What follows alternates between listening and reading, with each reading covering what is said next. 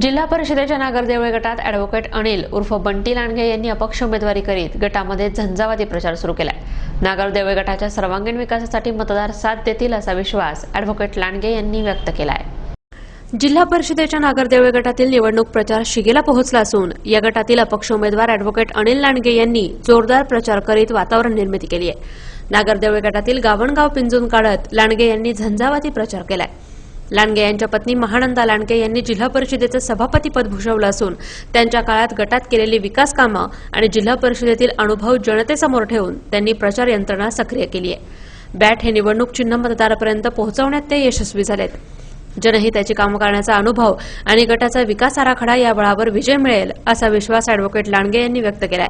नागरदेवळे जिल्हा परिषद गटातून अपक्ष उमेदवारी करण्याचा निर्णय याच्यासाठी घेतला की पक्षीय जर तिकीट घेतलं तर पक्षाच्या नेत्यांचे बंधनं काम करताना एखाद्या ठराविक ठिकाणी काम केलं पाहिजे, या ठिकाणी नाही केलं पाहिजे असे बंधनं येतात। म्हणून या गटातून अपक्ष उभा राहण्याचा निर्णय घेतला।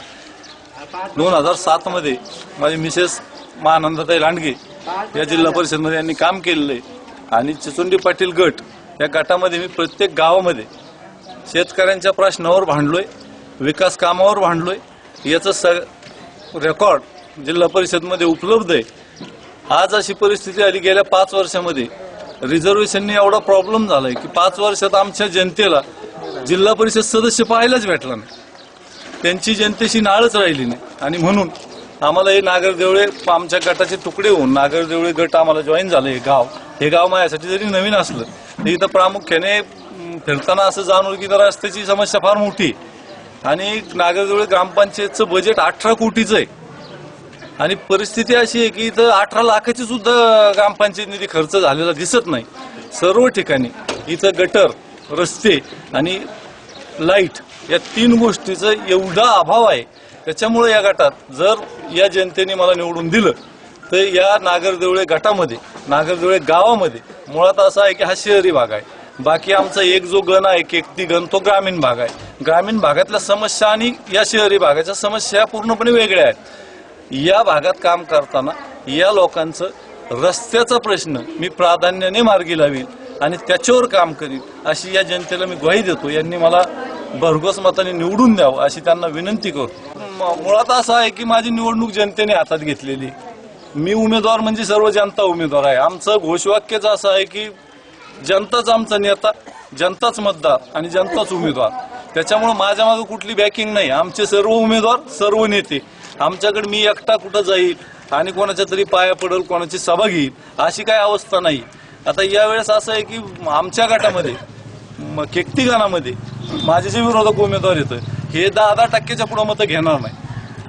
त्याच्यामुळे आजच माझा विजय निश्चित आहे याच्याबद्दल मला खात्री आहे। मुळात अपक्ष उमेदवारी करताना मी फार विचारपूर्वक निर्णय करून अपक्ष उमेदवारी या मतदारसंघात दाखल केलेली आहे, कारण 2 उमेदवारी झाले स्थानिक आहे आणि माझ्या भागात, ग्रामीण भागात उमेदवार नाही। आमचे एक दुसरे उमेदवार आहेत। मला त्रास व्हावा म्हणून राष्ट्रवादीने जाणीवपूर्वक माझ्या गावात उमेदवारी दिली, पण आमची जनता सुज्ञ आहे। त्यांनी आमच्या परिसरात मीटिंग घेऊन उमेदवाराला सांगितलं की तुम्ही विड्रॉल करा आणि बंटी लांडगेंना पाठिंबा द्या। इथपर्यंत असूनही, जनतेच्या मनात असूनही नेत्यांच्या फक्त दबावापोटी लोक उमेदवारी करतात। मुळात मी एकमेव असा उमेदवार आहे की मला जिल्हा परिषदमध्ये काम करण्याचा अनुभव आहे। हे सगळे ग्रामपंचायतमध्ये काम करणारे आहेत। यांना 3-4 वर्ष कमीत कमी एक जिल्हा परिषद समजायला लागत। यांचं साऱ्यांचं शिक्षण माझ्यापेक्षा कमी आहे। मी डबल ग्रॅज्युएट आहे आणि म्हणून जनतेने विचार केला पाहिजे आणि सुशिक्षित उमेदवार निवडून दिला पाहिजे अशी माझी जनतेला कळकळीची विनंती। माझं चिन्ह बॅट आहे। येत्या 16 तारखेला बॅट या चिन्हावर बटन दाबून मतदान करावं अशी मी जनतेला विनंती करतो। लांडगे यांच्या प्रचाराला सर्व स्तरातूनच मोठा पाठिंबा मिळत आहे।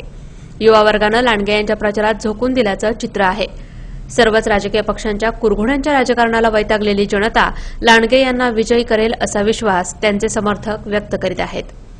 प्रतिनिधी सचिन कलमदाणे, महानगर न्यूज ब्युरो, अहमदनगर।